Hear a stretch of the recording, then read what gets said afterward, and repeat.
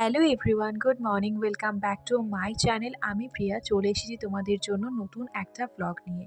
তো আজকে যেহেতু নববর্ষ আর বছরের প্রথম দিন, তাই সবাইকে জানাই নববর্ষের প্রীতি শুভেচ্ছা ও অভিনন্দন। তো আজকে সকাল সকালে আমি ঘুম থেকে উঠে গেছিলাম, আর ঘুম থেকে উঠেই দেখছি এই কাণ্ড হয়েছে। আসলে ব্যাপারটা হলো, কালকে রাতে আমাদের এখানে হয়েছিল প্রচণ্ড ঝড় বৃষ্টি, আর তার ফলে পাশের বাড়ির গাছের ডালটা ভেঙে গেছে, আর ভেঙে আমাদের বাড়িতে আমি এখন ঘুম থেকে উঠে ফ্রেশ হয়ে গেছি। এখন প্রায় সকাল 7টা। আজকে আমি অনেকটা তাড়াতাড়ি উঠে গেছি। তো এখন আমি ফ্রেশ হয়ে নিয়েছি, আর এখন আমি ফ্রেশ হয়ে আমার রুমটাও ক্লিন করে নিয়েছি। নিজের রুম বলতে আমার বেড, এটা পুরোপুরি গোছানো হয়ে গেছে। এখন এটা অগোছালো থাকে মোস্ট অফ দ্য টাইম, কারণ আমি প্রচণ্ড আমার অ্যালার্জি আছে কাজ করতে, ঘর গোছাতে প্রচণ্ড অ্যালার্জি। কিন্তু আজকে নববর্ষ যেহেতু, তাই জন্য মা বললো যে সবটা ক্লিন করে রাখতে। তো ঘুম থেকে উঠে সবার কাছে আমি বিছানা গুছিয়ে দিই, যেটা আমি কখনো করি না।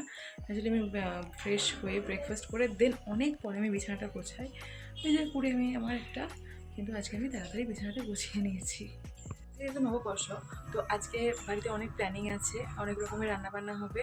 আর ফার্স্টে যেটা আমার ডেলিকার মর্নিং রুটিন, চাটা বানানো। আগে আমি চাটা বানিয়ে নিই। তো কালকে রাতে হয়েছে ঝড় বৃষ্টি, তো সেই জন্য রাত্রেবেলা প্রচণ্ড ঝড় বৃষ্টি হয়েছিল। তো এই জন্য আমি যেছি ছাদে, দেখতেই আসবে সিচুয়েশনটা কীরকম আছে। তো আজকে আমি অনেক দিন পরে ছাদে এসে দেখছি আমার এই লঙ্কার বীজগুলো থেকে ছোট ছোট চারা বেরিয়েছে, আর এই বীজগুলো নিয়ে আসা হয়েছিল নাগাল্যান্ড থেকে। তো রোদ এখনও বেরোয়নি, বাইরে এখনও প্রচণ্ড হাওয়া দিচ্ছে সেরকম। আর যে প্রচণ্ডই হাওয়া দিচ্ছে, ওয়েদারটা খুবই ভালো আছে আজকে। এসেছিলাম ছাদে একটুখানি দেখতে, দেখা হয়ে গেছে। চলো এবার নিচে চলে যাই। তো নিচে এসে আমার রেগুলার কাজ যেটা করা, চা বানিয়ে নিলাম। এরপরে আমি বানিয়ে নিয়েছিলাম একটু বিট জুসটা, আর বিট জুসটা বানিয়ে সেটাকে খেয়ে নিয়েছিলাম।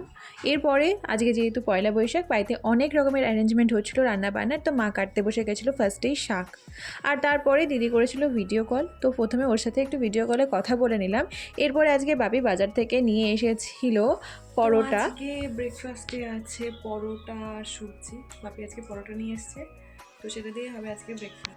তো তারপরে খাওয়া দাওয়া শেষ করে মা হঠাৎই বলে যে কিছু মশলাপাতি ঘরে নেই, তো সেগুলো আনতে হবে। তো সেই জন্য আবার কি রেডি হলাম।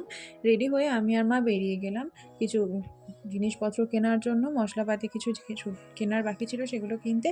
সাথে আরও টুকিটাকি কিছু জিনিস নিয়ে আসলাম, যেহেতু পয়লা বৈশাখ একটু ভালো করে খাওয়া দাওয়া না হলে হয় না। তো তারপরে আমি স্নান করে নিয়েছিলাম, স্নান করে, আর এটাই ছিল আমার পয়লা বৈশাখের পোশাক, যেটা পরে আমি রেডি হয়েছিলাম।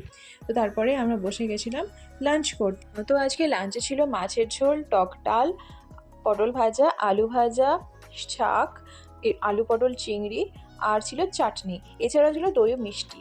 তো খাওয়া দাওয়া শেষ হতে না হতেই আমাকে আমার মিস তাড়াতাড়ি করে ফোন করেছিলেন ওনার কাছে যাওয়ার জন্য, যেহেতু আজকে পয়লা বৈশাখ। তো আজকে ওনার কাছে ক্লায়েন্টের ভিড় ছিল, তো সেই জন্যই তাড়াহুড়ো করে আমি এবার চলে গেছিলাম ওনার পার্লারে ওনাকে আজকে হেল্প করার জন্য। আর সাথে আমার প্র্যাকটিসও হয়ে যাচ্ছিলো সেখানে, তো সেই জন্য আমি আরও গেছিলাম। আর আজকে এতটাই ভিড় ছিল ওখানে যে আমি আর কোনো রকমের কোনো ভিডিও করতে পারিনি। তো তারপরে সন্ধ্যাবেলায় চলে এসেছিলাম বাড়িতে। এসে মা একটু তরমুজ কেটে রেখেছিলো আর বানিয়েছিল বক ফুলের ভরা। তো সেটা দিয়েই আজকে আমার ইভিনিংটা জাস্ট জমে গেছিলো।